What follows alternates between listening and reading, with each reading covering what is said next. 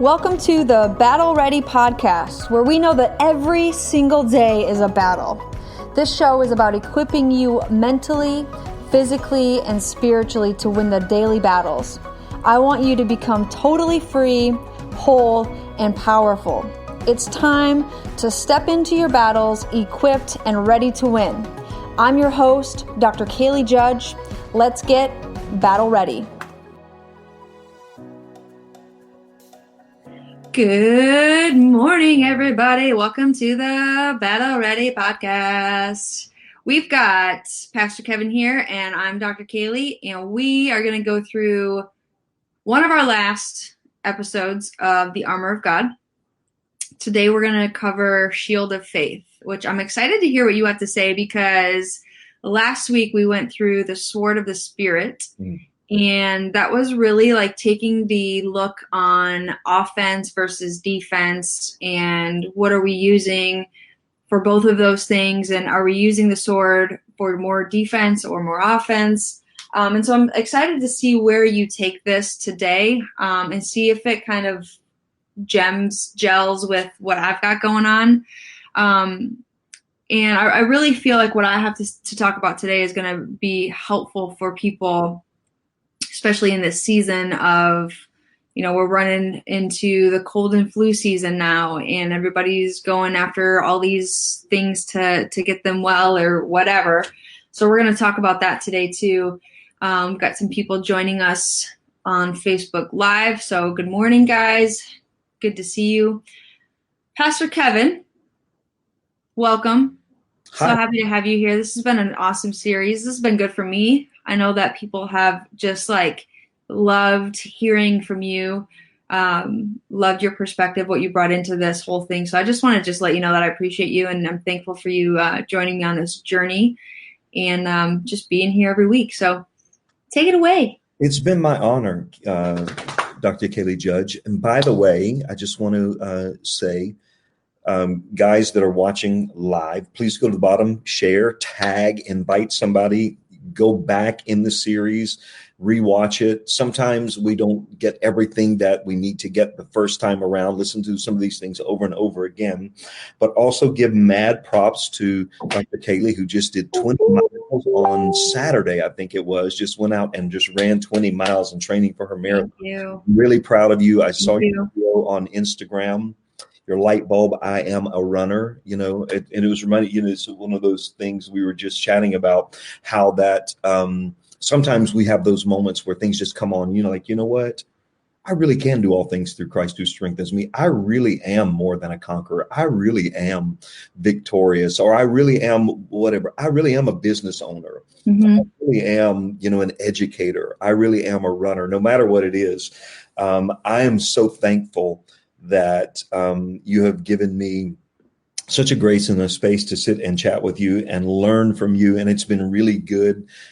You said I think we have one more week next week, and then we'll just see what God is saying. I hope it's not the last of our talks and chats together, because I do believe there is a real need, and that God is making space, creating space for a platform for us to be able to talk about a more holistic approach to our health, to our spirituality, our natural, beings, and our soul, our mind, our will, and our emotions. And like you, I just thank you so much. I've been honored and I've been blessed to be here. So I'm grateful. And I'm seeing some of our friends from Chicago pop up. I can't wait to get to you guys and hang out. And maybe I'm going to have you put me through a workout and see if I'm going to hate you or not. You told me I was going to hate you, and I don't know that I have that capacity in my heart. I want to know if you are able to make me hate you.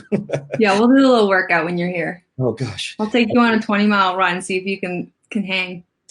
Cancel my plans for Chicago. Let's cancel those now.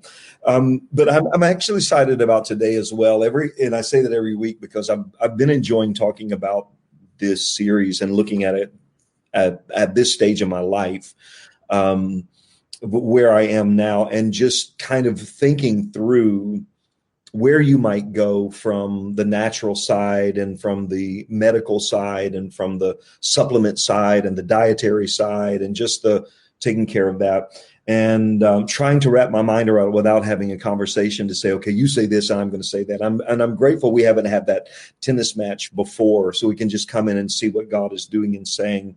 And the subject of the shield of faith is huge. We could talk about faith forever. There are entire ministries that have committed there from the beginning to the end.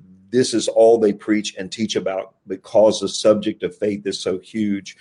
And Paul, in looking at, again, that soldier's armor, he's looking at the preparedness of the Roman soldier as he's getting ready to fight or face a battle. And he's talking to us on spiritual terms, but using a natural picture. And he's painting for us a metaphor, as it were, to say, guys, when you go out, this is what you need to do daily. Get dressed, get ready, be battle ready on a daily basis. And it's been a good reminder to say, just like I feed my natural man, I need to feed my spiritual man. And there needs to be a process. There needs to be a way that we do things. And one of the things we've been kind of trained or programmed to do in our well-being is that a lot of times when we feel ourselves getting sick and we feel ourselves getting symptoms, one of the first things that we do is we run to self-medicate with a Tylenol or a NyQuil or, something like that to see if we can, first of all, manage it ourselves. It doesn't go away. We run to a doctor and we get a prescription. And then depending on our condition, we're very adamant, like, okay, I got to take this 3 times a day, every 4 hours and things. And we go through that methodically because something in our subconscious says to us, this is what you have to do to get well or to be well. And I'm not anti-medication or going to the doctor. If you need to do that, you need to do that. But the reality is many times we can prevent having to go through these measures because we're trying to fix something that we broke. And it happens with our faith as well. It happens with our spiritual journey. It happens with our walk. A lot of times we end up letting our guard down. A lot of times we end up going out and facing our day, not being prepared because we didn't go through that process of spiritually, mentally, and emotionally getting dressed for that day. We didn't consciously think today when I woke up, I'm saved, but I still need to put on my helmet of salvation. I know a few scriptures, but I need, let me make sure I've got my sword of the Spirit. I know that deep down I've got a good heart, but let me guard it today anyway. I know that I need to be a man, a woman, a person of integrity. I need to make sure that I'm guarding my core and I'm stabilized. But I'm going to tighten up my belt of truth because I don't know what I'm going to be facing today. A lot of times we don't consciously think of what these steps in the process mean. That's why it would be good to revisit the series and just remind ourselves, kind of get it into a simplified form of how do I do all this? So one of the things that I like about the scripture in particular is that when it comes to the shield of faith, it's one of the things where Paul says, listen, above all, make sure that you take with you or you have the shield of faith. And the picture of that Roman soldier is that the shield was actually taller than the person. It was not the little Captain America thing that was wrapped on a forearm and just, it wasn't the Wonder Woman, the gold. By the way, I had a crush on Wonder Woman. Oh my God. It's like, anyway, y'all pray for me. It wasn't like that. It was like a whole shield that they would say would be bigger than or taller than the soldier himself. I don't know if that's historically accurate, true, or whatever, but I like that picture, especially in the realm of the spirit, because I think our faith has to be bigger than our reality. Our faith has got to outreach us. It's got to extend beyond us. Our faith has to be bigger than us, because the enemy will always try to make us feel like we are not enough. We are not big enough. We are not good enough. We're not strong enough. We're not smart enough. We're not this enough. We're not that enough. And it takes a daily aspect of a conscious awareness that I am going to face things on the daily that are going to make me feel inferior, make me feel insignificant, make me feel less than, smaller than. But with faith, nothing is impossible. My faith is bigger than me. And this is one of the fundamental teachings of the faith of God, how that it enables what would be perceived as smaller people to be able to do greater things, and I like that scripture that said, but it's Christ that's living in me. Kevin is dead. I crucify my flesh daily, and the life that I now live, I live by faith in the Son of God. That's the life that I'm living. I'm walking and I'm living a life of faith.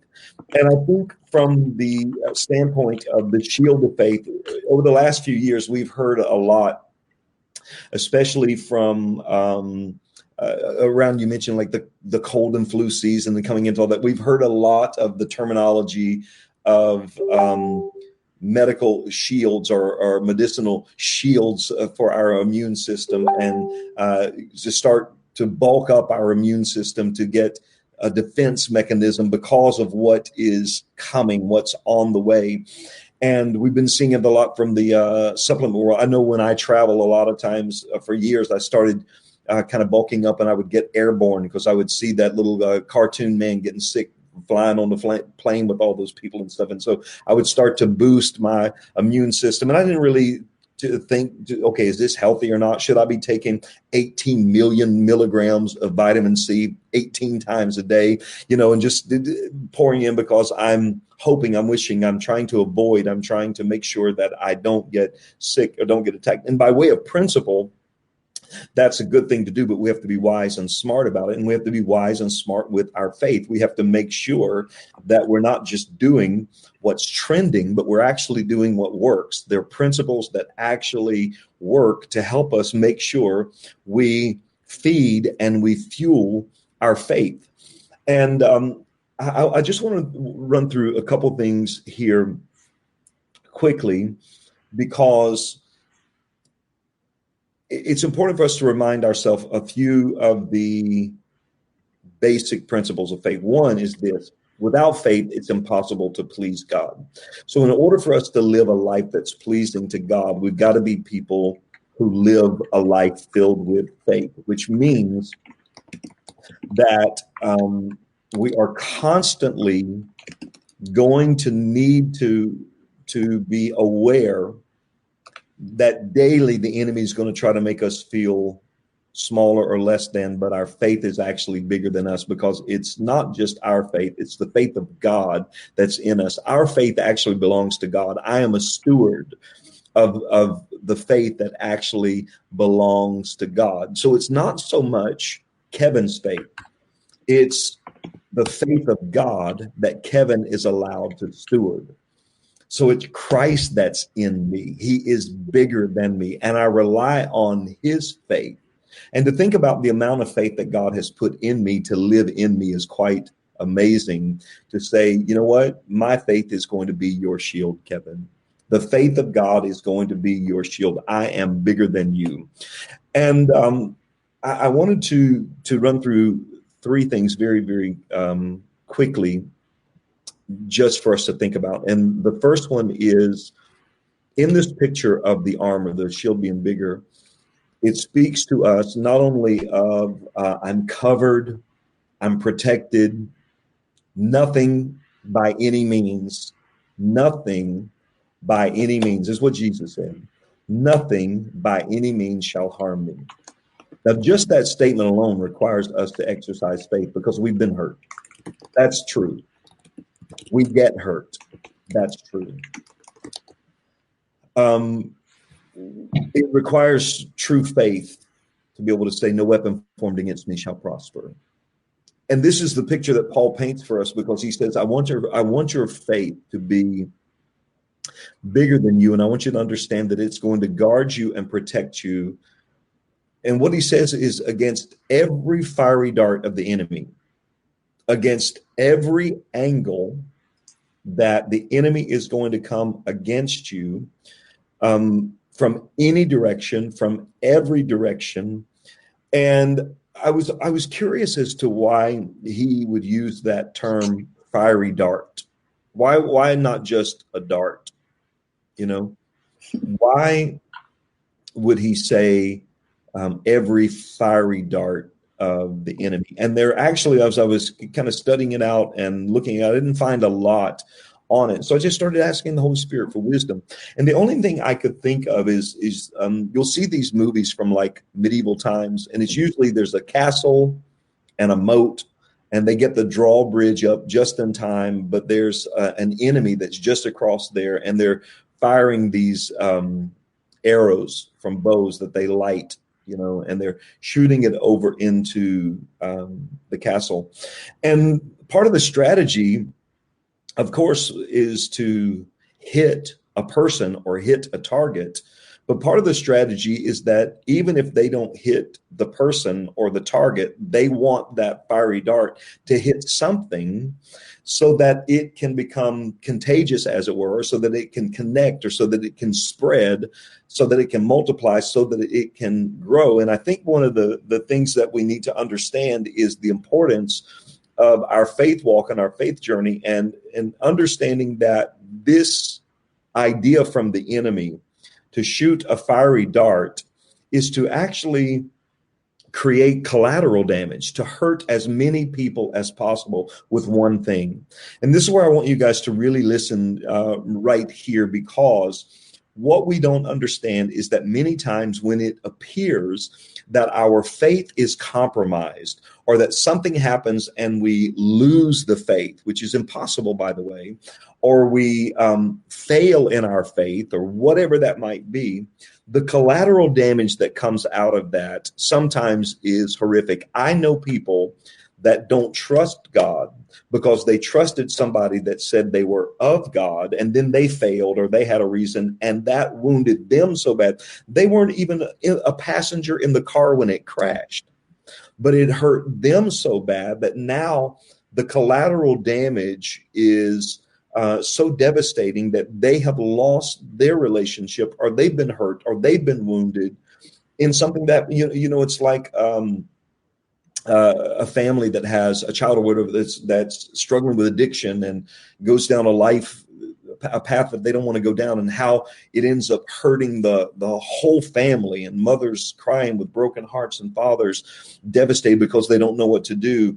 A husband that's unfaithful, and how it damages the wife who was completely innocent, the children who were completely innocent, the other party's family that were completely innocent. And all these, we think of all of these things as it relates to the collateral damage that wants to be caused by the fiery darts of the enemy, because he wants to inflict as much pain, as much injury, as much controversy, as much damage, as much destruction as he possibly can with one hit.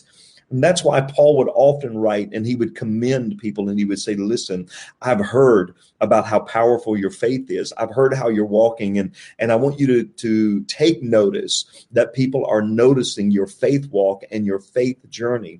And guys, this is so important to our lives, because every day I think those fiery darts are coming. Every day I think the enemy is trying to, if not hit us directly, he's trying to hit something close to us so that spark can incite and damage and devour and destroy as much as possible. But I'm thankful that Paul said, if we will carry the shield of faith, that it will quench every fiery dart of the enemy. And I want us to actively participate in the scripture and confess over our lives that I have the shield of faith. My faith is bigger than me. And no matter what attack comes from the adversary, my shield of faith is going to protect me, and it's going to stop that attack. It's going to quench it. It's going to put it out.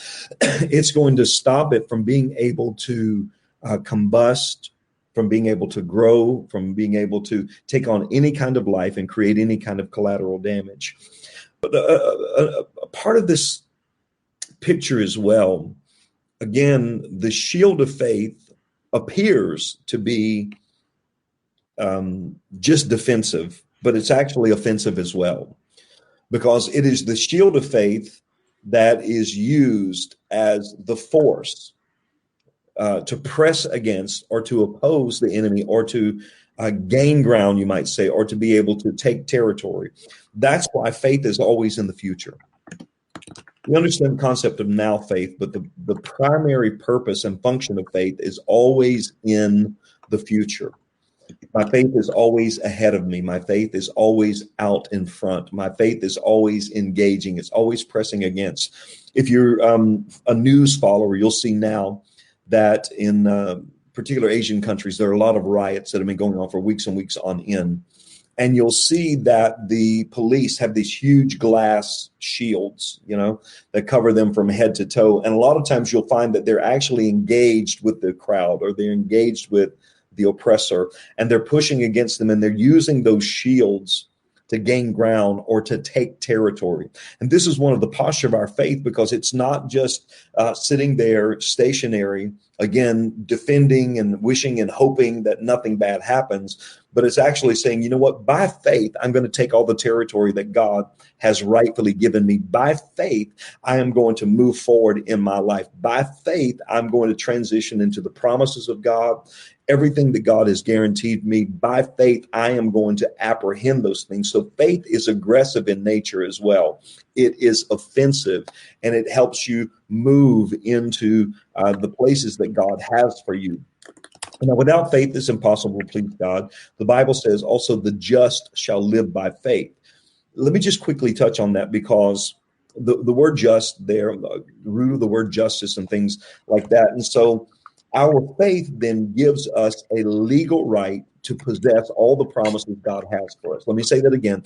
Our faith gives us a legal right in the justice system of heaven, in the justice system of the spiritual world, to apprehend, to attain, to obtain every promise that God has for us in our future, in the Word of God. And so there is a direction to our faith, and that is for our future. God wants us to have faith for our future. So you have to start asking yourself the questions: what am I believing for? What do I want to believe for? What do I want my future to look like? What are the promises of God concerning my future? What has God said to me over the next 5 years, over the next 10 years? Because I understand that it's not just going to happen on a whim, but many of the things that God is going to show me is going to be bigger than me. It's going to be, I'm not going to have the intellect. I'm not going to have the resources. I'm not going to have the skill set. I'm not going to have the connections. I'm not going to have any of those things, because when God gives us a word of faith, it's always bigger than us. If you can do it by yourself, you don't need faith. If you can do it without God, you don't need faith. But God puts us in a place where we learn to trust him. We learn to be dependent on him. We learn that without him, we are nothing, and separate and apart from him, we can do nothing. And so our journey requires faith. Now, living by faith, I'm not going to lie, living by faith is not easy. If living by faith was easy, everybody would do it, but they don't, because it's not the easiest thing in the world to do, to put yourself in that place where you say, you know what, God, I'm facing things over the next 5 years that I need my faith to fund. I need my faith to train me and to teach me. I need the Holy Spirit and your wisdom and my faith to be able to believe that when you show me this house, or when you show me my education, or when you show me my family, when you show me my children, that I see them in a miraculous faith portrait. There was a story of a prophet who called for a drought. And when he called for a drought, God sent him to a brook, and the water would run every day. And he would drink from that brook, even in a famine. When everybody else was starving, being dehydrated, being depleted, he was being protected by God, because Psalm says 1,000 might fall at one side, 10,000 at your right hand, but it won't come near you. God will shield you. God will protect you. Your faith protects you. And so God sent him to this brook, and he had water every day. And in the morning and the evenings, birds, ravens would bring him bread and meat. It was like a delivery service, like Uber Eats for the prophet. It was crazy. And he's living there. Everybody around him is in a drought, in a famine, and he's got a pretty good life because he's got water and he's got food on a daily, but everybody else is starving. And there's a widow in a place called Zarephath who's starting as well. There's a widow and her son in Zarephath, and she's starving as well. And so what God does, now watch this. I wasn't even planning on going down this road, Caleb, but I'm going to say this for somebody. Because this place by that brook was not his destiny, it was not his purpose, there was not what the future had for him, God had to then dry up the resources on his current level. Because whenever God gets ready to increase your faith, he always puts you in a place called limitation. When God gets ready to increase your faith, he puts you in a place called limitation, because it is limitation that moves you. If you're feeling limited in your life now, it is an opportunity for you to engage your faith, to understand that it is entirely possible that my timestamp on this level is up. My provision is dried up, and God wants to move me to the next level. And the next level was that, okay, prophet, it's not about you. You're not just going to sit here by this river and drink water every day and eat bread and meat in the morning while everybody else is starving. There's somebody else who needs you, and they need your faith. And so he has to move them. He has to move him to the next level by saying, I'm going to take you out of this place into Zarephath, and I've commanded a widow to sustain you there. Now, when he gets there, she has nothing, right? He asked for a little drink of water. She said, okay, I can give you that. And while she's getting the water, he says, you bake me a cake, make something for me. And she stops and says, wait a second, dude, there's a famine in the land. And watch what she does. She paints for him a fear portrait. And what she says is, there's a famine in the land. I don't have enough for me and my son, much less you. I've got enough to bake these two little cakes, one for him, one for me, and we are going to eat it and we are going to die. This is literally the words that come out of her mouth. This is her fear portrait. I'm going to eat this little bit and then I'm going to die because there's nothing left for me. And he says, okay, wait a second. Let's push pause on that. You've just painted me a fear portrait. Let me paint you a faith portrait. Make me a cake first. Bring it to me first. He's putting himself in a spiritual position of authority, and he's saying, if you'll do this, if you'll trust this process, I promise you, you won't run out of food. Things will turn around for you if you will learn how to focus on a different portrait. You got to take your eyes off of fear and put them over into faith. Now, what she did not know is that he was a man of God. He was a voice of God. He had started the famine. So obviously, if he started the famine, he's got some kind of control over the thing. But there was something in her that rose up. So what have I got to lose? I might as well do this. I'm sure that there was a dialogue about who he was and where he was. And the principle was not necessarily how powerful Elijah was, because what she was actually doing is learning how to put God first. Mm. And when you learn how to put God first, you never go hungry. When you learn how to put God first, you never go dry. But our life, what we consider our reality and our facts, will always have us trying to paint or look at or focus on a fear portrait when God wants to paint for us a faith portrait. And, he didn't give her a lot of explanation of how it was going to happen. He just said, I want you to trust this. This thing is bigger than you, girl. I've got you in this. God's got you in this thing. And so her future was completely dependent on her faith. So faith was directional. Can I keep on for a couple minutes? The second thing I want to say is about the determination of our faith.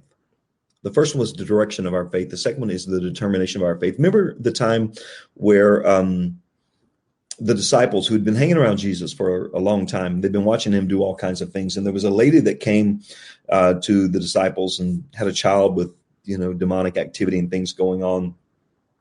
And the disciples were busy, praying and, doing all the things that they were doing, and nothing was happening. And she came to Jesus and she said, look, man, I've tried to get your disciples to be able to help my situation, and they couldn't do it. Can you do something about it? And Jesus healed that situation, turned it around, gave her a miracle. And the disciples came and said, you know what? Why weren't we able to do that? What happened there? And Jesus made a comment to them about their faith. Another time with a storm, he made a comment to them about their faith. And we hear the statement, we use it as a cliche a lot of times when we find out that people don't believe in us. We'll say things like, oh, ye of little faith. Oh, ye of little faith, right? And the misconception was that Jesus was talking about the actual size of their faith, as your faith is too small. And he wasn't really talking about that. When he was talking about, oh, ye of little faith, he was actually talking about the measure of the faith. And he wasn't saying that you don't have enough faith, right? I want you guys to hear this, because one of the lies of the enemy will always be that you don't have enough faith to believe God for what God said he was going to promise you. And there have been times where we have felt that we don't have enough faith. This is why the disciples would come to him and say, Lord, increase our faith, increase our faith. So when he talked to them about, oh, ye of little faith, he wasn't saying your faith was too small. He was saying literally that you just didn't believe long enough, that you didn't have enough faith as it related to the time frame. If you had just believed me a little bit longer, you would have seen the result that you wanted. And this is the key, which is one of the fundamentals of faith, of learning to understand that our faith has to be determined. That's why Jesus would compare it to the mustard seed. And again, the misconception is that he's talking about the size. And watch what he says. He says, if you have the faith as a grain of mustard seed, you can ask, you can believe whatever, and the heavens and the earth will obey you. Well, what is the as of the mustard seed? The as of the mustard seed is this. The mustard seed realizes that although it appears and looks like it is the smallest seed on the planet, that it has the potential to be the biggest tree in the garden, because this is what Jesus actually says. He says, no matter what size it appears, never forget the potential or the determination that is in you. Never mistake the truth that God has given you all the faith that you need to accomplish anything that you need to accomplish. You have been given the measure of faith. You have it in you, and you can accomplish anything with the faith that God has given you. It just has to be determined faith to realize the potential and the possibility. This is the key to the mustard seed. It's not the size. It's not just, if I can have just a little bit of faith, God, but no, it's not that. It's understanding that your faith is never little. It's just a measure of understanding the potential and the possibility that's in there. And so your faith has to be determined. Leads me to my last point, and I'm going to pass the baton to you, because if not, I'll be preaching all day about faith. Watch the development now, the development of our faith, the direction of our faith, the determination of our faith, and the development of our faith. You just did 20 miles on Saturday, right? The reality is every female born on the planet has been given the same muscles that Kaylee Judge has been given. You got the same measure of muscles. Every guy that has been born has the same muscles as Kevin. I was driving yesterday and I passed by a dude that looked like Lou Ferrigno, like The Incredible. And I was like, man, that dude is swole for real. Like, this dude is a gym rat. Like, just like it's Florida, he's out there with his shirt off, just shaming the rest of us. And, you start to realize that I've got the same muscle group that he has, but I don't have the same muscle mass that he has because I haven't developed my muscle group to make it look like that. Now, I look better than some people, but there's a lot of people that look way, way better than me because this is a journey. Faith is a journey. And in order for us to be healthy in our faith walk, we have to discipline our faith. We have to exercise our faith, and we have to develop our faith muscles, because we don't want to be found in a position where the fiery darts are coming and we weigh 18 tons and we are just a blob of nothing because we haven't exercised our faith, and we are unhealthy and we are unwell because we have not disciplined ourselves and we have not developed our faith. So with every person has been given the measure of faith, and faith is like your muscle group, and you can choose to ignore it. You can choose to let spiritual or whatever soulic obesity and stuff covered up where we can't even see your muscles, or you can get into a habit and a routine of healthy discipline yourself, and you can start to learn how to flex your faith muscles to get to a place where you realize, you know what, I'm stronger. I can handle the pressure. I can take more now than I could 6 months ago because I've been working this thing. And this is the progression of faith, that God wants to take us from faith to faith, from faith to faith. And so, ultimately, what I want to be able to do is say, you know what, I've got faith that I can fight a cold. I know I can overcome this thing, and I fight that thing and I win it. I also want to be at the place where I'm strong enough where like, I've got faith over cancer. I've got faith, I've got faith. I remember when I needed faith, to be able to pay like a $32 water bill. Like I needed faith, for the oh, God, help me. If you don't come through now, I don't know what's going to happen. If I don't get these $32, it's the end of my life. Now I wish I had to believe for $32. Now you have to believe for much bigger things because God has taken me to a much bigger level. And I need more faith. My faith needs to be stronger. I don't need to be derailed, sidetracked, depressed, overcome, finding myself in drama because of some minor thing. I need to wake up and realize every day I've got the shield of faith, and I've got direction for my future. I know where I'm going. I'm determined that God's going to do everything He's going to do because I have been busy developing my faith to make sure that I am strong in the Lord and in the power of His might. And when we say God increase our faith, we have to understand that that means that we're going to be put in a place of resistance and pressure. And this is a good thing for us to begin to understand, because when you are battle ready, I did 6 years in the Marine Corps. I spent 13 weeks in boot camp. And when I went into boot camp, I went in afraid. I went in intimidated. I went in uncertain of what I could do. But at the end of 13 weeks, the things that I could do amazed me. But it was because every single day, 7 days a week, they put us on the drill field. They put us through exercise. We were out there running. We were doing all those things. So by the time you come out of boot camp, you're like, what I'm saying? It's like you feel like I'm ready to fight. If there's a war, I'm good to go. I want to do that thing. When people really determine that they're going to get in shape, they look forward to going to the gym to add more weight, to say, you know what, I can only do these 20-pound dumbbells a couple of weeks ago. Today, I'm going to 25, and it's going to hurt.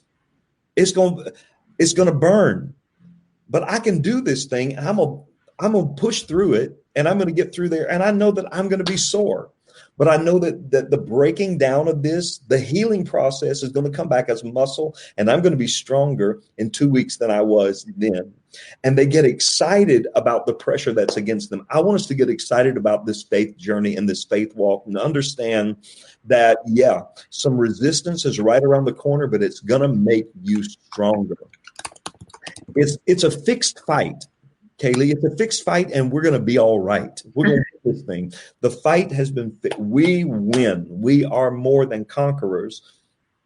And I just want us to, this week, even if we do it this week, actively and aggressively grab our shield of faith and say, God, you are bigger than me, and there's nothing that's facing me that I can't overcome, because I've got a faith that belongs to you that's bigger than me, and I've got it for the direction for my future. I'm determined that I'm going to develop this thing and reach all the goals, all the potentials that you've given me. I am going to live by faith. I just took 2 pages of notes on that whole situation. So that was awesome. I tried to put a bunch of stuff up on the screen for people as we were following along. This is definitely one that you are going to want to go back and listen to. I just love how God is moving and working with this, because this is so in alignment with where I'm going today. Yeah. And it's just exciting to have this. And, you know, one of the things that you were talking about was knowing, you know, you were describing the picture of what the shield is, and that the shield is bigger than the person. And I was just picturing, the first thing that came to my mind was, imagine having to carry that thing around.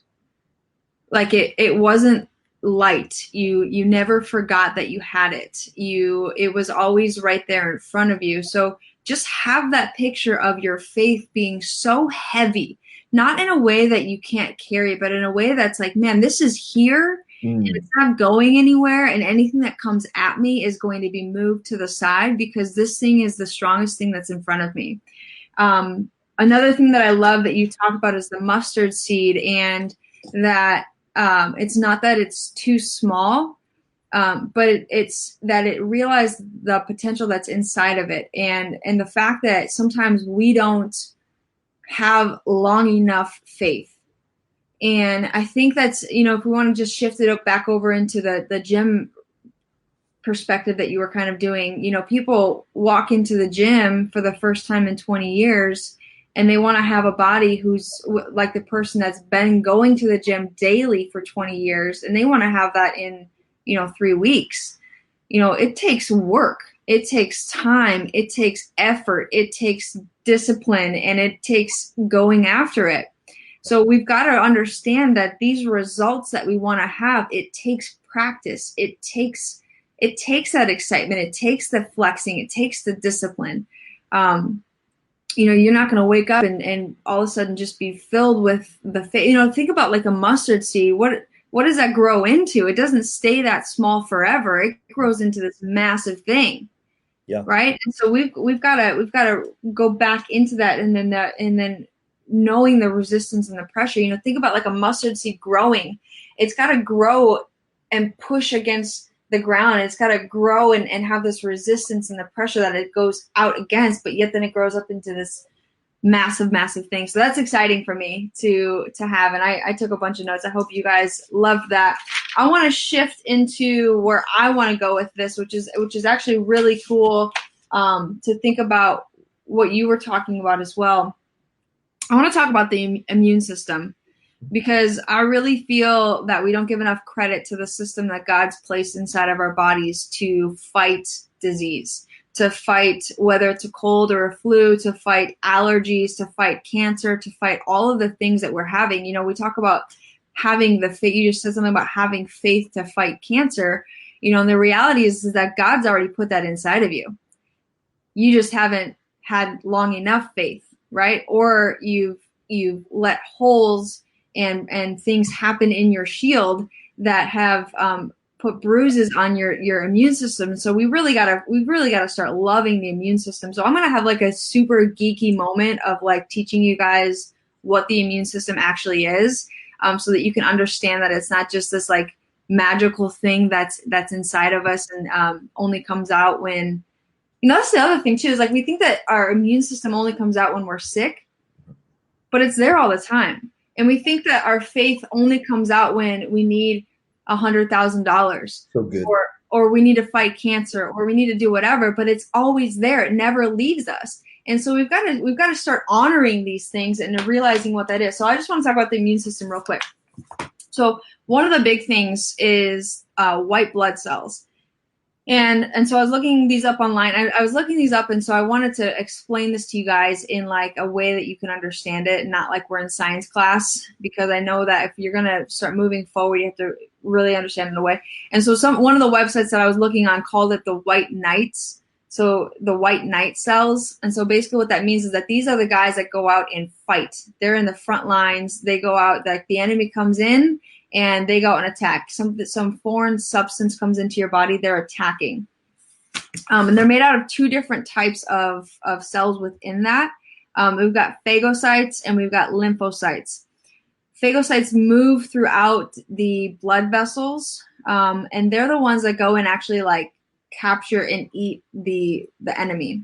So like Pac-Man, right? So these guys go around and like eat this thing and like take it and do the thing with that. They target toxins and pathogens. So pathogens are basically just bacteria and viruses and even fungus and things like that are in our bodies and are overtaking our systems. So they go out and like target those and attack them when they notice that they're in the bodies. As soon as they do that, they release this chemical that tells the lymphocytes exactly what type of a thing that it is, so that the lymphocytes can go do their job and come and actually kill what's going on. The lymphocytes are the killer cells that come in and like attack and kill and move on.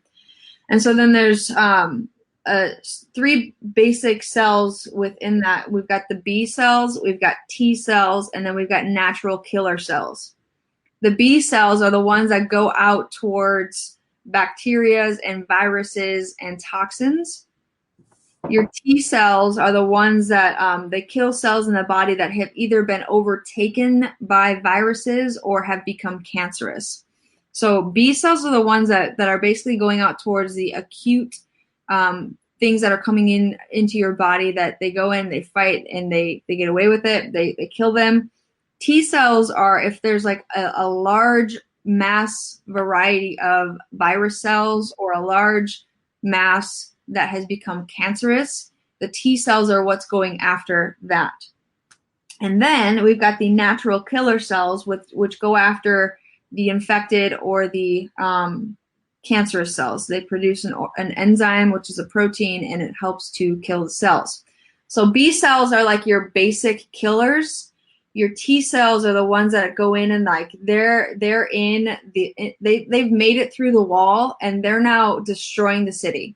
Right, they are taking captive of what's going on, and then the natural cells are the natural killer cells are the ones that are going in and just like bombs everywhere, and things are dying.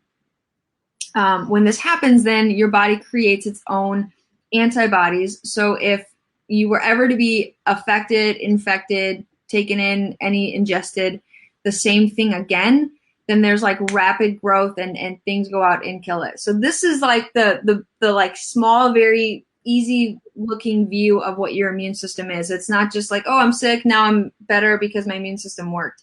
And we've got to start honoring these things and know that like your white blood cells, you know, they have a very, very short few weeks they live and then they're replenished. But there's like 25,000 white blood cells within a drop of blood, which is like crazy. And so we want to make sure that our white blood cells stay up, and we've got to work on that as well.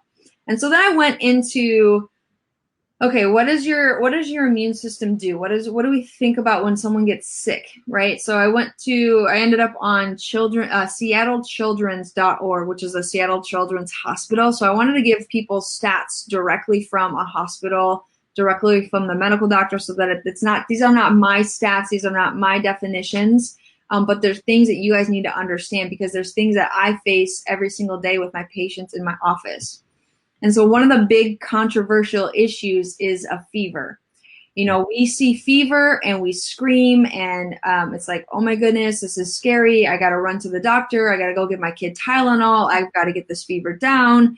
If I don't get the fever down, then, you know, I'm going to die, and all of this stuff. And the reality is that the fever is what actually releases the white blood cells, the phagocytes and the lymphocytes and the B cells and the T cells and the natural killer cells to go out and fight. fever releases the fight. Mm. It increases your metabolism and it stops these bad organisms and these bad cells from multiplying.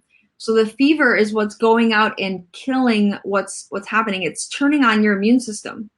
And so what happens is immediate reaction for most people is that they want to run to suppress this fever and get it down. And so what you're actually doing is you're suppressing your immune system and not allowing it to go through the process. So then the next thing that we hear is, well, if I have a high fever, isn't that bad?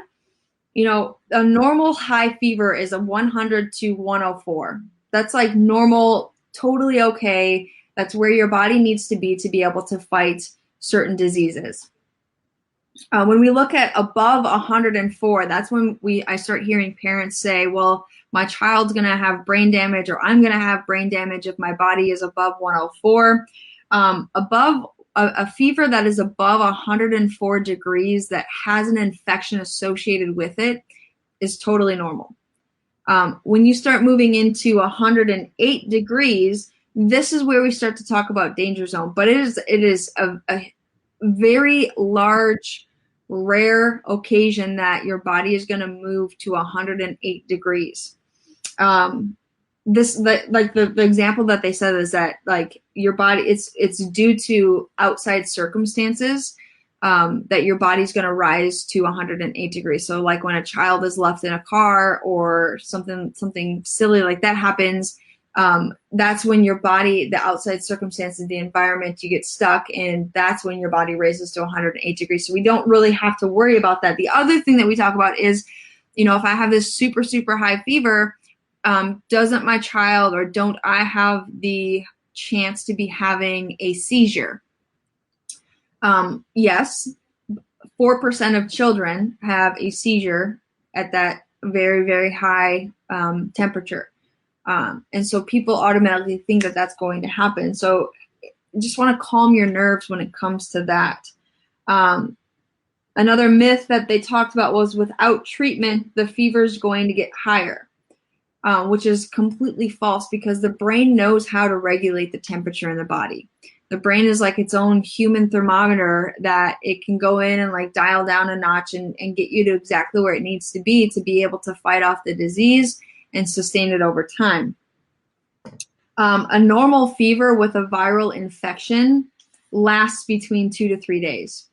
And so the thing that we need to talk about is, we get scared of having these fevers and we want it to get knocked down. And we're like, oh, I've had this fever for 2 days. Okay, great. Like keep it going. I remember when I was a kid, my mom and dad used to pack me with, put me in sweatpants and sweatshirts, cover me with blankets and like let this fever ride it out, get a little bit higher, go through the process, because you've got to have that fever be elevated in order to be able to fight.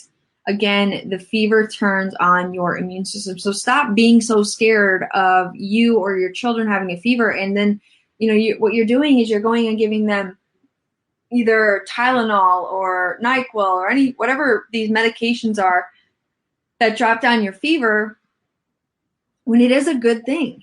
And so just through this season of cold and flu, don't worry. Like if they miss 3 days of school, they're going to be okay, right? Like if you miss a couple days of work, you're going to be okay. Just honor your body's system and let it ride it out. Let the system happen. Couple other things that I wanted to talk about was, okay, so now that we know that the fever is a good thing, how does our immune system be suppressed? A couple of things.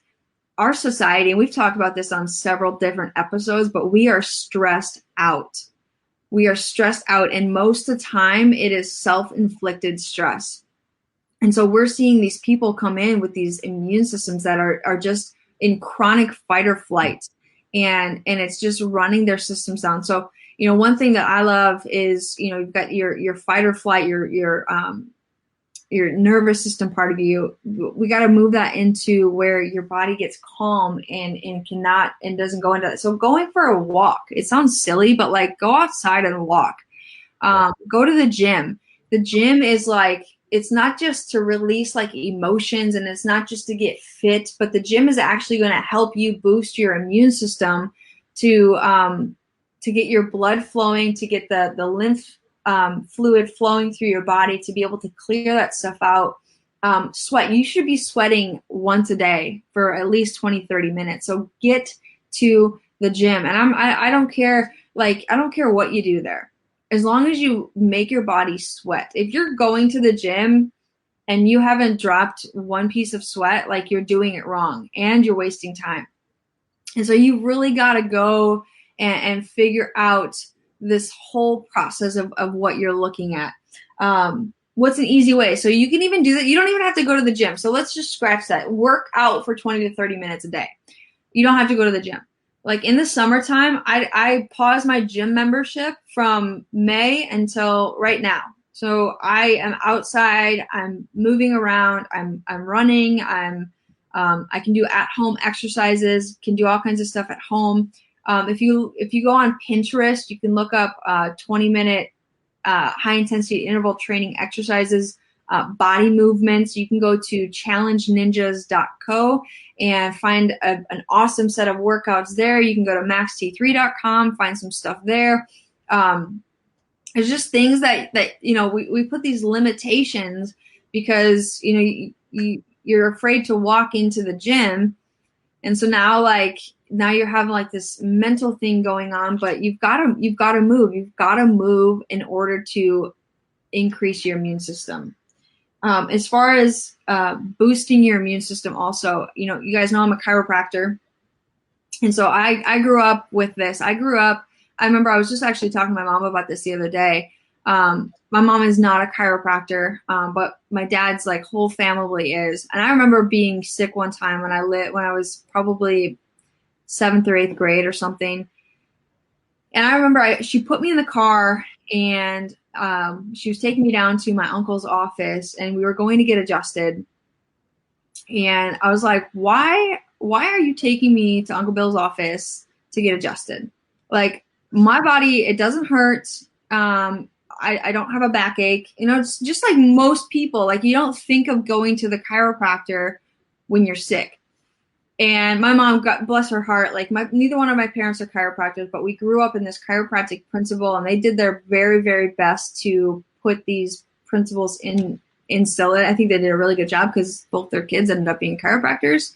But we were driving, and she's like, I don't know, but I know that this is what we need to do.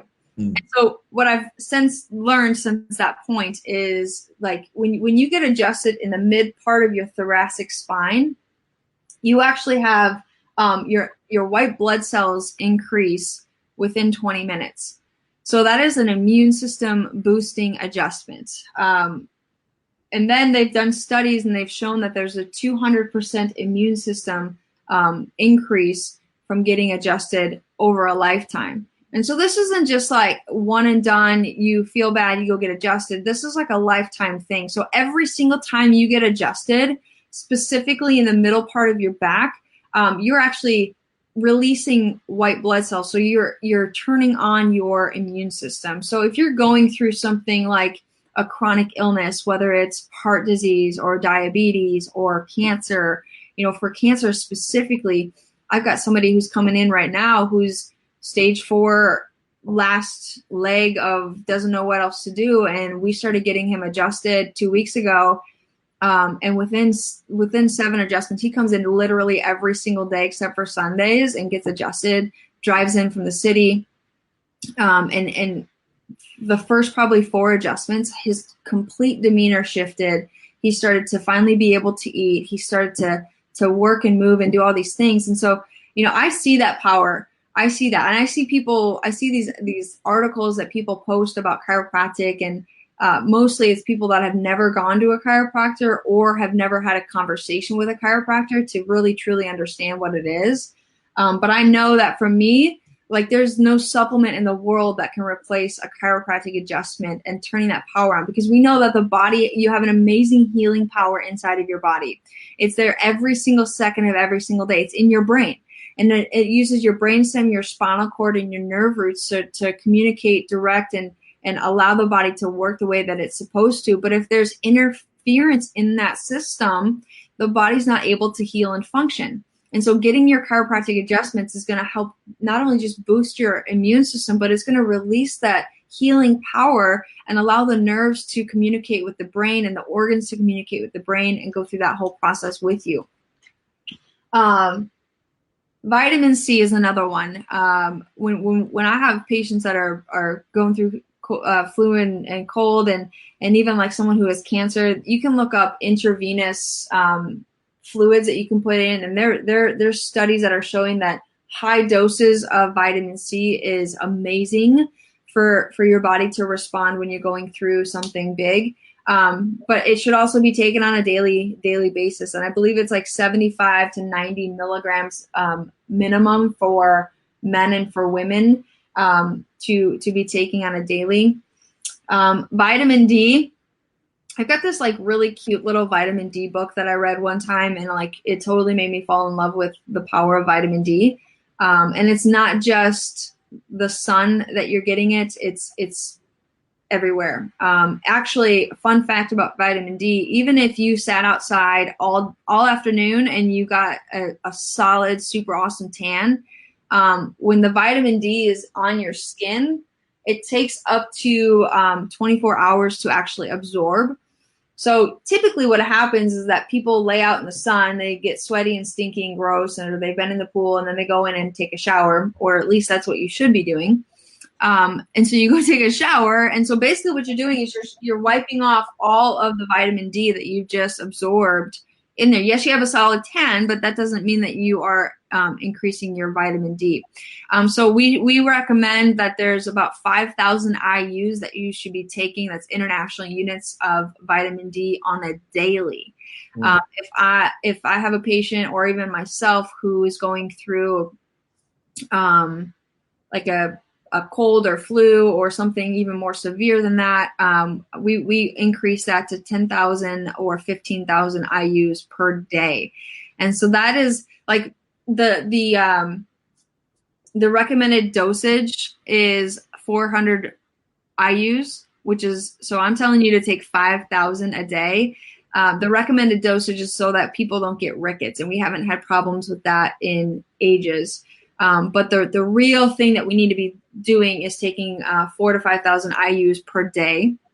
So that's 10 times the FDA recommended daily allowance, which is crazy to think about, but good thing to know if you didn't know that. So 5,000 IUs per day of vitamin D. Another thing that I love is I have a smoothie every single morning. And so I do my bone broth protein with a Greens First, which is a greens superfood. And it's got some antioxidants in there. It's got quercetin. It's got milk thistle seed. It's got turmeric, which is going to decrease inflammation and help boost your immune system. It's got all kinds of stuff in there that is really good. I use a company called Greens First. We sell it at our office. Sorry, I'm choking on something. But there's plenty of other things out there that that are good for that as well. Things to limit or eliminate. Limit your grains, dairy, and sugar. I feel like sometimes when I talk about nutrition, I'm on like a repeat. But the thing is that grains, dairy, and sugar are increasing inflammation, and they're decreasing your immune system. So the less that you have of those things, the better that it's going to be for you. So what does that look like? Like breads, rices, pastas, that's all grains, okay? Dairy, that can be ice cream, that can be milk, that can be cheeses, that can be whatever it is. And then sugar is, whether it's fake sugar or real sugar or organic sugar, sugar is sugar is sugar, and it's still going to create inflammation and decrease your immune system. There's another thing that I love. I'm actually sitting right next to, I have one of my own. It's an infrared sauna. Especially in the winter time, I get in there more often than I do in the summertime because it's going to help me sweat. There's a far infrared and a near infrared. I use a far infrared because it gets into your cells differently and helps to open that up, release the toxins, and help you sweat things out. And again, that heat is going to turn your immune system back on as well. So those really are the big hitters that I wanted to get into. So recap real quick. If you don't currently go to a chiropractor, go find one now, because it's going to help you maintain your immune system over a long-term basis. But also when you're sick, we have a lot of people that call in and they're like, I've got to reschedule my appointment because I'm not feeling well.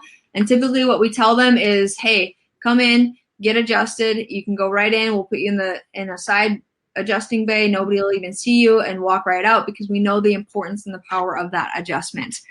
So don't reschedule your appointments when you are going through that. Also drink water. I know I've probably said this before, but maybe some of you are new. You want to be drinking half of your body weight in ounces of water, and get the proper vitamin C. Vitamin D, we want you to have 5,000 IUs per day on a regular basis, 10,000 to 15,000, depending on what you're dealing with. And we can chat about that if you've got some specific things you want to go through.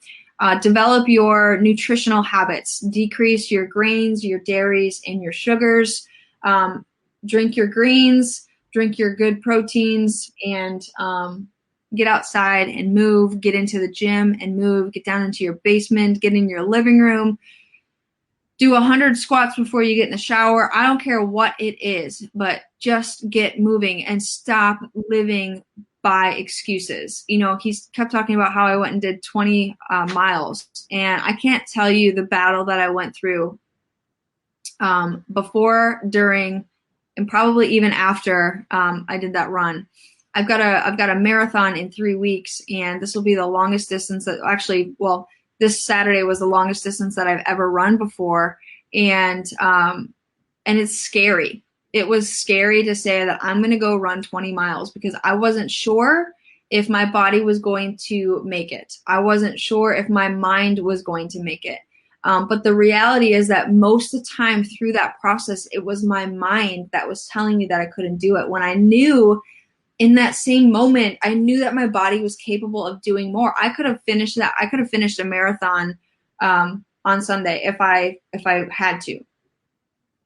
And so there's things that you are holding yourself back from, because just like unlike the mustard seed, you're not realizing the potential that is inside of you. And so if you are constantly dealing with sicknesses, if you're constantly the one that gets sick, if you're constantly the one that your cancer's coming back or things are coming back, then you've got to reevaluate your thought process and your mental capacity.